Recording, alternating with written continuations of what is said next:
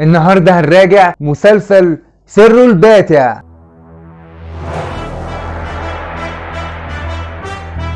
مسلسل سر الباتع مسلسل مصروف عليه كتير جدا، ده غير ان ميزته ضخمه جدا، وغير كده المخرج بتاعه مخرج كبير زي مخرج خالد يوسف، ومليان بالممثلين المشهورين في الساحه حاليا، ده غير ضيوف الشرف اللي برضو كلهم ممثلين كبار. طب هو ليه مليان مشاكل كتيره قوي؟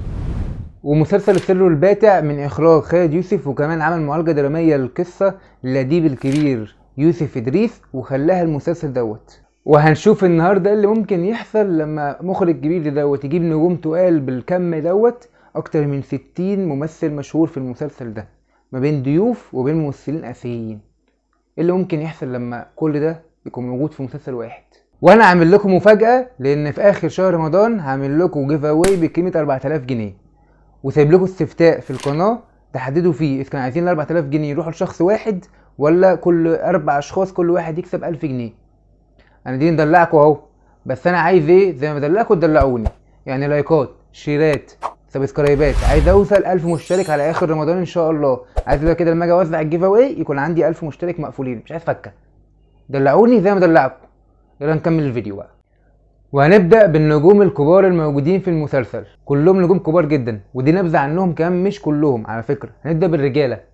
أول واحد أحمد السعداني، وكمان أحمد فهمي، وكمان أحمد وفيق، وكمان أحمد عبد العزيز، وحسين فهمي، وخالد الصاوي، وصلاح عبد الله. ودول بس الجانب الرجالي اللي هو ايه نبذة عنهم. لسه في ممثلين كبار تانيين زي كريم فهمي. نخش لجانب النسوي، ودي برضه تبقى نبذه، لان في ممثلات كبيره جدا موجودين في المسلسل ده برضه، زي ريم مصطفى، زي منى فضالي، وطبعا حنان مطاوع، وندى موسى، وطبعا رانيا التومي اللي طلعت ترند اليومين اللي فاتوا دول. وبعد ما عرفنا ايه الممثلين اللي موجودين او اللي هو جزء منهم اللي موجود في المسلسل، نروح نشوف المسلسل بيتكلم على ايه. والمسلسل بيتكلم عن السلطان حامد، وده هيقوم بدوره الفنان احمد صلاح السعدني، ودوت فلاح فقير موجود ايام الحمله الفرنسيه، ولكن كان عنده شجاعه مش طبيعيه، ما بيخافش من حد، ما بيعملش حساب لحد، طالما معاه الحق بيعمل اللي هو عايزه. ده غير ان كان حواليه اقاويل ان هو عنده كرامات، فده خلى الناس كلها تستغرب هو مين السلطان حامد. بس اللي هنشوف اول حلقه هو بس مجرد ان هو عنده قدره جسديه اوفر حبتين، بيطير الناس، يعني حاجه عاديه يعني. وبنروح للمستقبل بنلاقي كريم فهمي بيخلف ولد، ومراته بتقول له ان هو بيزعل. طب بيزعل ليه؟ لان كل ما يخلف ولد بيموت، وبسبب ان هو بيموت له كل شويه ولد، جده بيقترح عليه ان هو يسميه حامد تيمنا بالسلطان حامد، وفعلا بيعيش. بس مش دي المعجزه الكبيره. المعجزه الكبيره لما ابو حامد تعب، فجده اداله فلوس عشان يروح يجيب شمع ويروح يولعه في المقام بتاع حامد، فهو بيستخسر الفلوس دي وبيجيب بيها حلويات. الحلويات دي لما بياكلها بيرجع يلاقي ابوه مات. بعدها بفترة أمه بتتعب نفس التعب، بس المرة دي جده بيديله فلوس ويروح يجيب بيه شمع بجد، فأمه بتخف. سبحانه. وأنا شايف استهتار كبير جدا من المخرجين والصناع العمل ده، لأن العمل دوت عمل فيه ممثلين مشهورين كتير جدا ومحبوبين من أطفال ومن شباب ومن رجالة كبار، فازاي يعيدوا فيه أفكار زي كده؟ أنا شايف إن هم لو قصدهم إن هم يفرشوا لك فرشة حلوة كده في الأول وفي الآخر يثبتوا لك إن الكلام ده غلط، فماشي. بس المفروض برضو ما يأكدوش بالمنظر ده. الشخص الوحيد اللي ممكن يشفيك او يحسن حالك او يفيدك هو ربنا، الله سبحانه وتعالى. غير كده مفيش، مهما كان المخلوق فهو في الاول والاخر مخلوق. ومحدش يقول لي ان هما بيروحوا للسلطان حامد كواسطة، هما بيروحوا بيدعوا للسلطان حامد مش لربنا، ودوت كفر ملوش معنى تاني. من موقفي هذا بقول لصناع الاعمال الفنيه والدراميه وحتى كوميديه ان ياخدوا بالهم من الافكار اللي موجوده في العمل بتاعهم وتاثيرها على المشاهد، سواء كان طفل او راجل كبير. وبس كده، نرجع بقى لتكمله الفيديو بقى ونبطل دراما. بعد كده بيجي مشهد للطفل حامد وهو بينام، وبيقول للسلطان حامد ما تسيبنيش نايم كتير، وبينام. بيصحى احمد فهمي. انا مش عارف ايه الفكره، وهل هو نام 15 سنه ولا ايه؟ هما ليه ملبسينه نفس اللبس؟ احنا فاهمين ان هو كبر، فليه ملبسينه نفس اللبس؟ مش عارف. وعموما اصلا اختيار احمد فهمي للدور ده وحش جدا وحش جدا. كل ما ابص في وشه بحس ان في حاجه غلط، بحس ان مش ده احمد فهمي. وعلى فكره مش بهاجم الفنان، هو ادى دوره بطريقه كويسه جدا، بس مش عارف الميك اب ولا ايه. ده غير اصلا ان الدور دوت لسن يعني اوائل العشرينات اواخر العشرينات. احمد فهمي اكبر من كده بكتير. وانا مش بهاجم احمد فهمي نهائي، انا بس بقول ان ممكن يكون مثلا عيب بالميك اب حاجه زي كده، بس يعني تصرفاته يعني ايه، بحس ان هو بيحاول يكتم نفسه عشان ما يبانش الجزء الكوميدي بتاعه، وطالما هو يكتم نفسه يبقى التمثيل مش هيطلع واقعي، وده واضح جدا لاي حد بيتفرج على اي مشهد للفنان احمد فهمي. بس عموما انا بشكره جدا ان هو خد التجربه وغير جلده وحاول يجرب حاجه تانية غير الكوميدي. شابوه.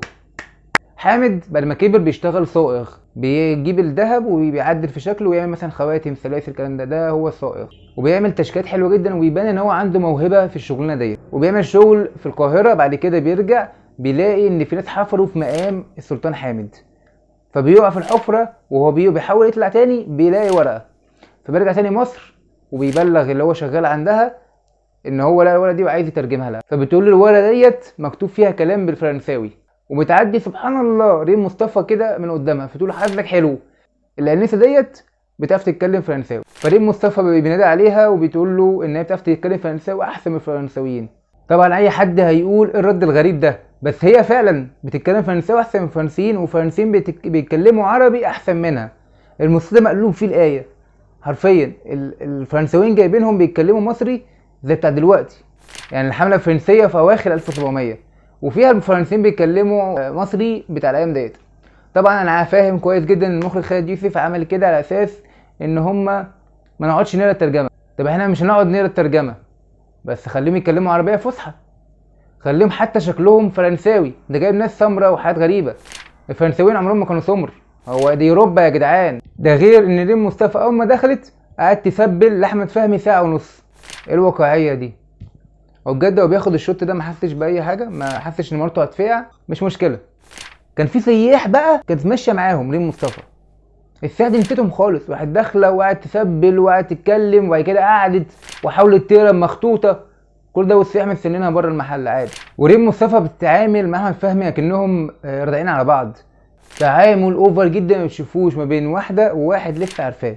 وبتطلع ريم مصطفى عندها استاذها عالم اثار وهيعرف يرمم المخطوطه، فبياخدوها وبيروحوا له هو بيرممها وبيقعد يقراها لهم، وبتطلع المخطوطه دي مكتوبه من عالم فرنساوي كان جاي مع نابليون وهيقوم بدوره الفنان الكبير حسين فهمي. والدور دوت من الادوار اللي عجباني جدا لحسين فهمي، وعايز افهم هو ازاي بقى واحد من اتباع السلطان حامد بعدين، كل ده لسه مبانش لحد دلوقتي. المهم العالم الفرنساوي دوت هيكتب او هيوثق الرحله بتاعت السلطان حامد وقد ايه كان واحد من اكبر اسباب خروج الحمله الفرنسيه من مصر. طبعا ما اعرفش ده كان ده حقيقي ولا ايه، انا ماليش دعوه بالتاريخ ما اعرفش. طالما وصلت لحد هنا شكرا ليك، وعاوز اقول لك ان انا ممكن لو عجبكم المراجعات بتاعت مسلسل سر والباتع اكمل فيها، بس انا لو انا بصور دلوقتي لاحظت ان انا ممكن يكون فيديو طويل جدا عن الناس او ممكن يعدي 10 دقايق وانا مش عايزه يعدي 10 دقايق، فهقفل هنا وهقول رايي عموما عن الشخصيات. اول حاجه حسين فهمي من الشخصيات الكتيره الغامضه واللي مش مفهومه، اي نعم في كده حته كانت بتقلش منه، بس اوفر اول تمثيله روعه. بعد كده نروح للفنان احمد السعداني، وده من الممثلين انا بحبهم من وانا صغير، بس تمثيله حلو جدا اوفر اول، ولكن برضو لازم يكون فيه اخطاء. انا بحس ان احنا في مستنقع كده كل الممثلين بيكسلوا يبذلوا فيه مجهود. يعني احمد السعداني في لقطات كتيره جدا بينطق فيها كلام ما كانش موجود ساعتهم، واللهجه اصلا كلها او يعني مش كلها عشان ما يظلموش فيها بعض الاخطاء، كلمات كان المفروض يبدلها عشان يبقى لايق على الشخصيه ويلاقي على الارياف في الزمن ده. وطبعا لازم نتكلم على الاخطاء اللي موجوده في الحرب، ازاي مماليك كانوا بيلبسوا اديداس ده غير ان في كذا لقطه كان بيتضرب، كان الممثل بيقع قبل ما يتضرب بالنار، الدم كان بيطلع قبل ما يتضرب اصلا، كان بيقع قبل ما الدم ما يطلع، فدي اخطاء كتيره جدا موجوده في لقطه واحده، كوتشيهات ولبس. ده غير ان في واحد فيهم كان لابس ساعه، في مشهد كان في واحد لابس ساعه، كل ده ما حدش خد باله ازاي من الحاجات دي، ما اعرفش. المفروض يعني يكون في غلطتين تكون هفوات، لا دي حشوات. ده غير طبعا دور هشام الجخ كصعيدي، ما اعرفش ليه كل ما بيتكلم ببقى عايز اضحك، ما اعرفش شكله كده بيضحكني، رغم انا اصلا ما كنتش عارف هشام الجخ غير معرفه سطحيه، كل اللي اعرفه ان هو شاعر بس مش اكتر، بس اي مشهد ليه بقعد اضحك طبعا مش هنتكلم عن رانيا التومي، لان يعني السوشيال ميديا دمروا الدنيا، قالوا كل اللي ممكن يتقال وكل اللي ممكن طريقه يتقال عليها وعلى لبسها وعلى كاردرات اللي كان بياخدها خالد يوسف ليها. والغريب بقى ان هشام الجخ كتب على صفحته على السوشيال ميديا ان هو هيبقى موجود وهيكمل معانا في المسلسل رغم ان هو مات.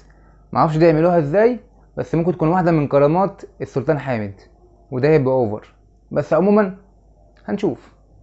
انا اوفر اول هقول على مسلسل كويس، بس مش عارف اديه تقييم، لان هو شويه الاحداث تهبط هبطه غريبه، وشويه تعلى، وشويه تهبط، وشويه تكون مش طايق تتفرج على الحلقه، وشويه احداث حلوه، حاجات كده تتسرع.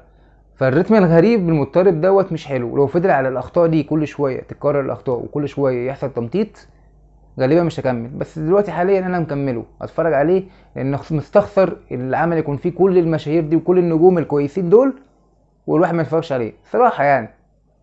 عموما ما تنسوش الجيف اواي، تكتبوا لي على صفحتي في الاستفتاء انتوا عايزين يتوزع على 4 اشخاص ويتوزع على شخص واحد. ده غير لو عجبت الفيديو ما تنسوش تعملوا لايك وسبسكرايب وتفعلوا زر الجرس عشان توصلوا كل جديد علاقه بالافلام والمسلسلات. وبرضه اكتبوا لي في الكومنتات اللي عايزين اتكلم عليه تاني، ان المسلسلات كتيره جدا وكلها وحشه ما شاء الله، يعني ده مستنقع من المسلسلات السيئه السنه دي. سلام.